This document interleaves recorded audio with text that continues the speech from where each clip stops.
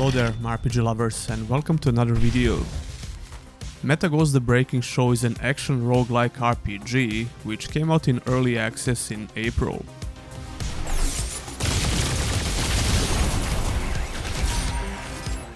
This game has a cyberpunk setting and it combines loot-based ARPG elements with roguelike mechanics.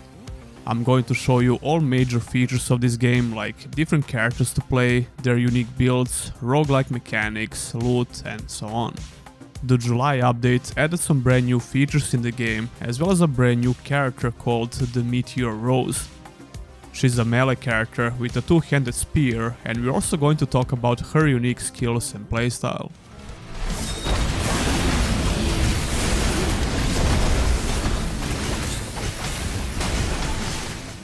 This is a sponsored video by Scarecrow Studio, so huge thanks to them for reaching out to the channel and sponsoring the video. Now let's get straight into it, shall we?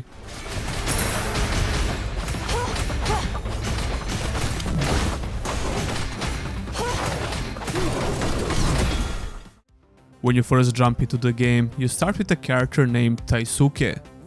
He's a fast-paced melee character and you'll go through a tutorial stage where the game teaches you some basic mechanics.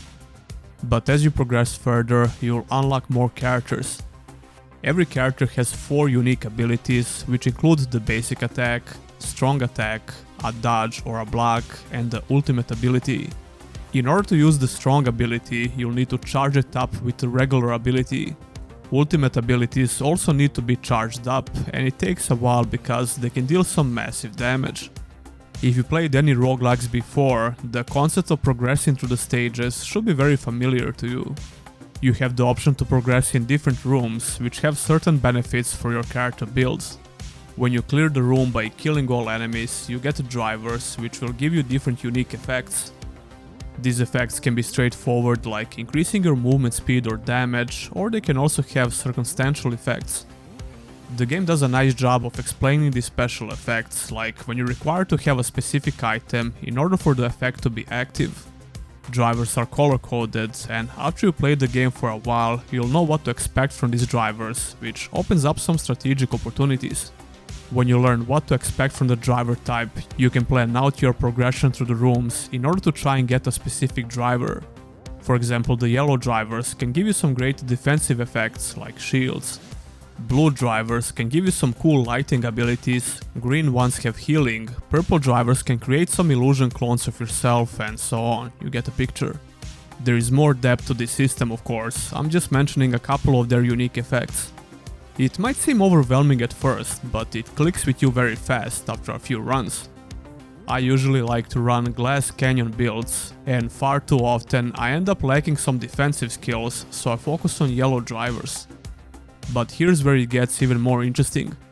When you collect enough drivers, you can perform a driver fusion. You need 6 of the same driver type, or you can combine 2 different driver types for this to work. Fusing the drivers will give you some extra effects for your character. You always get the chance to fuse the drivers before the boss fight, and by then you should have enough of them to do so. That's only the beginning of creating unique builds in this roguelike action RPG. We have relics as well, which work similar to drivers. You'll get them in a similar manner by just progressing and clearing the rooms. Now, relics have quality levels which are color-coded. They have unique effects as well, which can put an interesting spin on your build. I usually prefer to stick to straightforward effects like increasing the attack speed, movement speed and health. But you can go nuts with different effects which relics can give you. I mentioned glass canyon builds before, and here's a specific relic you can use for such builds. It makes you deal 100% more damage at the expense of taking 20% more damage. Relics are random for the most part, but you'll get some rooms where you can choose to get a couple of relics. Speaking of which, you'll get some special rooms where you can collect likes. Likes are used to purchase items from the vending machines, and you can even buy some relics. When you understand how all of this works, it becomes really fun to try and create a very powerful build with items you get as rewards and drivers you pick up along the way.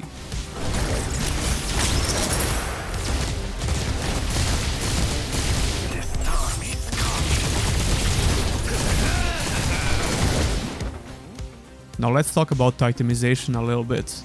Just like the relics, items have different types and they are color-coded. The more you manage to progress through the maps, the bigger the chance to get a powerful item. Your characters have multiple slots for items like chest, shoulders, boots, hearts, and so on. The effects on items are pretty straightforward, so you shouldn't have a lot of issues with understanding the benefits they can give you. You can upgrade an item if you plan to keep it for a while, or scrap the ones you don't need.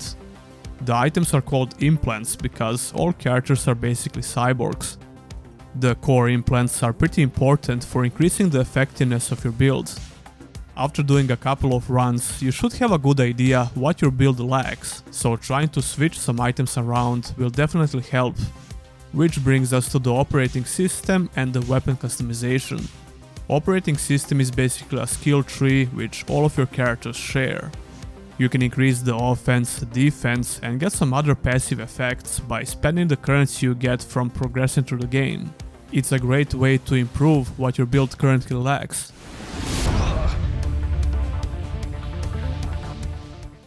Weapon customization works a bit different.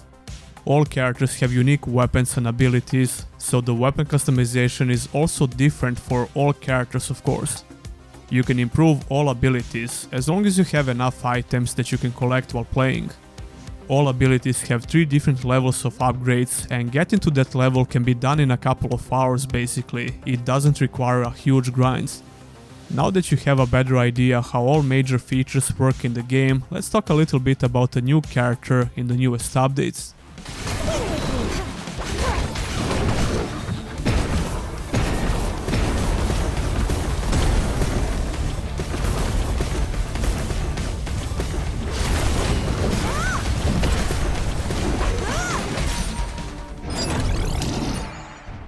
Rose is a powerful melee character who focuses on spear attacks and evading enemy attacks with dodges.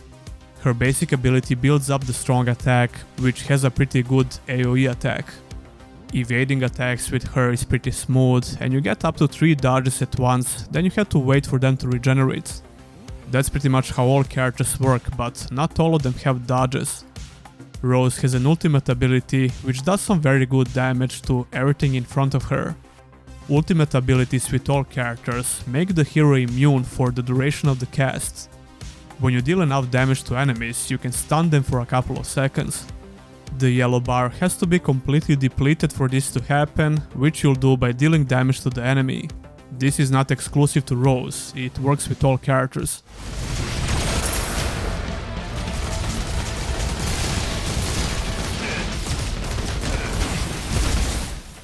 I like to use the stun window to build up my strong attacks and then cast them as soon as possible, and if I can, I will cast the ultimate ability right after the stun phase ends.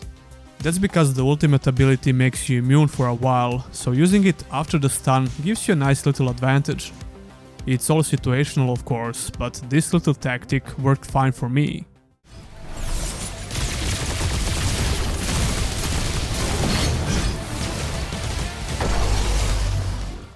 My favorite character was definitely Simon. Simon is a gunslinger and his abilities have some crazy mobility, especially when you get your build going. Simon can basically fly around the map and mow down all enemies with a strong AoE attack. The newest update also added Touring Match as well as a new assistant feature. The Touring Match is an endless endurance challenge which will reward you with useful items. You can play it solo or online with a couple of friends. The assistant feature is another customization feature basically, which is going to help new players to develop their characters. These little robots can help you in various ways in fights. And that will be all the major features of Meta Ghost the Breaking Show.